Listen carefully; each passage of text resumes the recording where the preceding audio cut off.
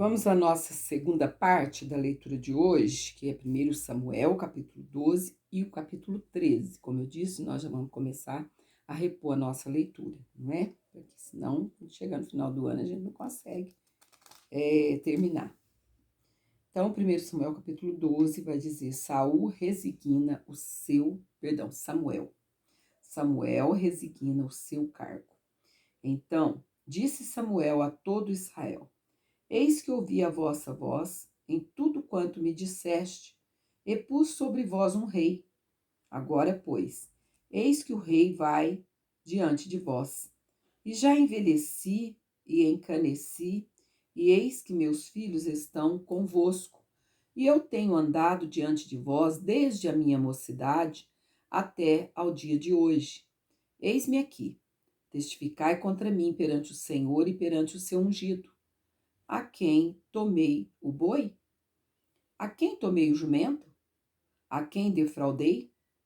A quem tenho oprimido e de cuja mão tenho tomado presente e com ele encobri os meus olhos? E vô-lo restituirei.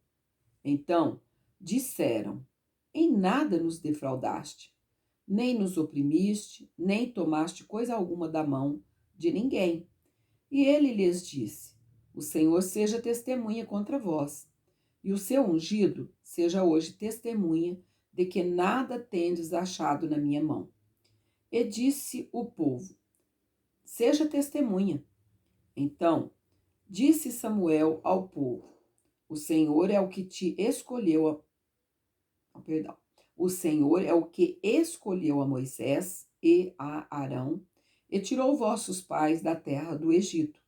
Agora, pois, ponde-vos aqui em pé, e contenderei convosco perante o Senhor, sobre todas as justiças do Senhor, que fez a vós e a vossos pais. Havendo entrado Jacó no Egito, vossos pais clamaram ao Senhor, e o Senhor enviou a Moisés e Arão, que tiraram a vossos pais do Egito e os fizeram habitar neste lugar. Porém, esqueceram-se do Senhor, seu Deus. Então, os entregou na mão de Sísera, cabeça do exército de Azor, e na mão dos filisteus, e na mão do rei dos moabitas, que pelejaram contra eles. E clamaram ao Senhor, e disseram: Pecamos, pois deixamos o Senhor, e servimos aos Baalins e Astarotes. Agora, pois, livra-nos da mão de nossos inimigos e te serviremos. E o Senhor enviou a Jerubaal e a Bedã e a Jefté e a Samuel, e livrou-vos das mãos de vossos inimigos em redor. E habitastes seguros. E, vendo vós que Naás, rei dos filhos de Amon, vinha contra vós, me dissestes: Não, mas reinará sobre nós um rei, sendo, porém, o Senhor vosso Deus o vosso rei. Agora, pois, vedes aí o rei que elegestes e que pedistes, e eis que o Senhor tem posto sobre vós um rei. Se temerdes ao Senhor e o servirdes, e derdes ouvidos à sua voz, e não fordes rebeldes no dia do Senhor, assim vós, como o rei que reina sobre vós, seguireis o Senhor vosso Deus. Mas, se não derdes ouvidos à voz do Senhor, mas antes fordes rebeldes ao dito do Senhor, a mão do Senhor será contra vós, como era contra vossos pais. Ponde-vos também agora aqui e vede esta grande coisa que o Senhor vai fazer diante dos vossos olhos. Não é hoje a cega dos trigos?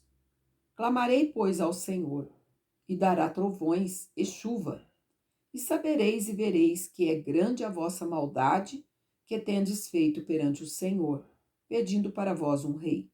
Então invocou Samuel ao Senhor, e o Senhor deu trovões e chuva naquele dia, pelo que todo o povo temeu em grande maneira ao Senhor e a Samuel. E todo o povo disse a Samuel: Roga pelos teus servos ao Senhor, teu Deus, para que não venhamos a morrer, porque a todos os nossos pecados temos acrescentado este mal, de pedirmos para nós um rei. Então disse Samuel ao povo: Não temais, vós tendes cometido todo este mal. Porém, não vos desvieis de seguir ao Senhor, mas servi ao Senhor com todo o vosso coração. E não vos desvieis, pois seguiríeis as vaidades, que nada aproveitam, e tampouco vos livrarão, porque vaidades são. Pois o Senhor não desamparará o seu povo, por causa do seu grande nome, porque aprove ao Senhor fazer-vos o seu povo. E quanto a mim, longe de mim que eu peque contra o Senhor, deixando de orar por vós. Antes vos ensinarei o caminho bom e direito. Então somente temei ao Senhor e servi-o fielmente, com todo o vosso coração. Porque vede quão grandiosas coisas vos fez. Porém, se preservardes em fazer o mal, perecereis, assim vós como o vosso rei. Então, terminamos aqui o capítulo 12. Vamos começar o capítulo 13. Guerra entre os israelitas e os filisteus. Um ano tinha estado Saul em seu reinado, e o segundo ano reinou sobre Israel. Então, Saul escolheu para si 3.000 homens de Israel, e estavam com Saul 2.000 em Micmas, e na montanha de Betel, e na montanha de Betel. E 1.000 estavam com Jonatas em Gibeá de Benjamim. E despediu o resto do povo, cada um para sua casa. E Jonatas feriu a guarnição dos filisteus que estava em Gibeá, o que os filisteus ouviram. Pelo que Saul tocou a trombeta por toda a terra, dizendo: Ouçam os hebreus. Então todo Israel ouviu dizer: Saul feriu a guarnição dos filisteus. E também Israel se fez abominável aos filisteus. Então o povo foi convocado após Saul em Gilgal. E os filisteus se juntaram para pelejar contra Israel. 30.000 carros e 6.000 cavaleiros, e povo em multidão, como a areia que está à borda do mar. E subiram e se acamparam em Micmas, ao oriente de Bet-Aven. Por isso que eu confundi agora há pouco, né? Lá é Betel, aqui é Bet-Aven. Vendo, pois, os homens de Israel que estavam em angústia, porque o povo estava apertado, o povo se escondeu pelas cavernas e pelos espinhais e pelos penhascos, e pelas fortificações e pelas covas. E os hebreus passaram o Jordão para a terra de Gade e Gileade. E estando Saul ainda em Gilgal, todo o povo veio atrás dele, tremendo. Saul oferece sacrifícios e Samuel reprova-o. E esperou 7 dias até ao tempo, e esperou 7 dias até o tempo que Samuel determinara. Não vindo, porém, Samuel a Gilgal, o povo se espalhava dele. Então disse Saul: Trazei-me aqui um holocausto e ofertas pacíficas. E ofereceu holocaustos. E sucedeu que, acabando ele de oferecer o holocausto, eis que Samuel chegou, e Saul lhe saiu ao encontro para o saudar. Então disse Samuel: Que fizeste? Disse Saul: Porquanto via que o povo se espalhava de mim, e tu não vinhas nos dias aprazados, e os filisteus já se tinham ajuntado em Micmas. E eu disse: Agora descerão os filisteus sobre mim a Gilgal, e ainda a face do Senhor não orei, e forcei-me a oferecer holocausto.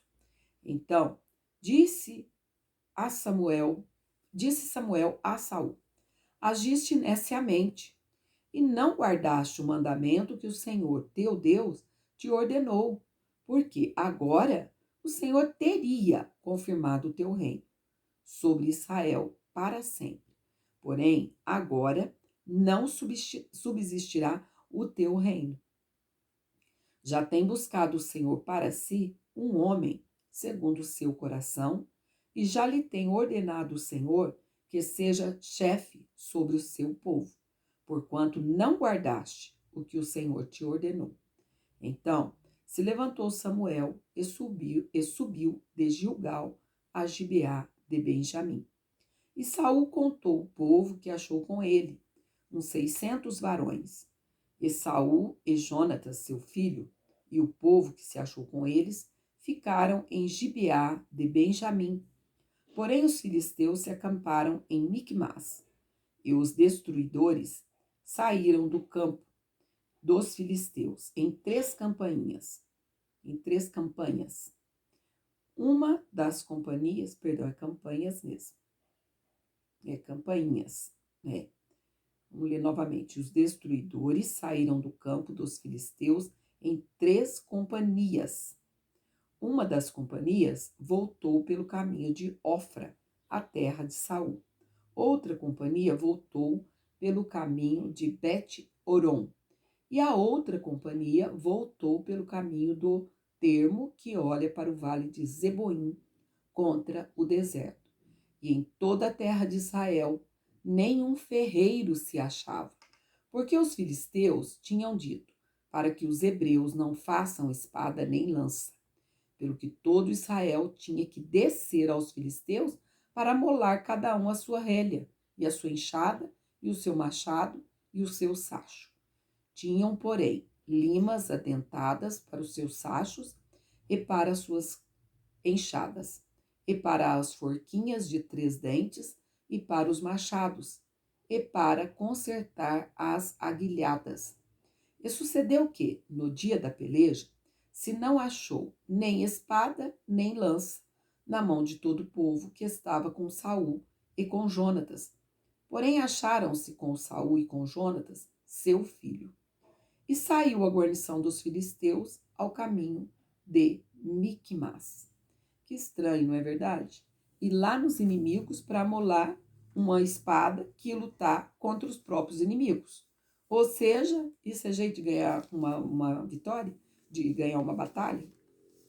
De ter vitória sobre os inimigos? Hoje não, amados. A nossa luta não é contra a carne e nem contra o sangue, mas ela é contra principados, contra potestades, contra os príncipes das trevas deste século, contra as hostes espirituais da maldade nos lugares celestiais. Portanto, tomai toda a armadura de Deus, é de graça. E a palavra diz: as armas da nossa milícia não são carnais, mas sim poderosas em Deus para a destruição das fortalezas. Toma toda essa armadura de Deus, essa armadura que é de graça. Amém? Fique na paz do Senhor e até mais tarde, na parte mais da tardinha, a gente vai estar lendo Provérbios 15 e também fazendo a nossa oração da tarde. Deus te abençoe. Amém?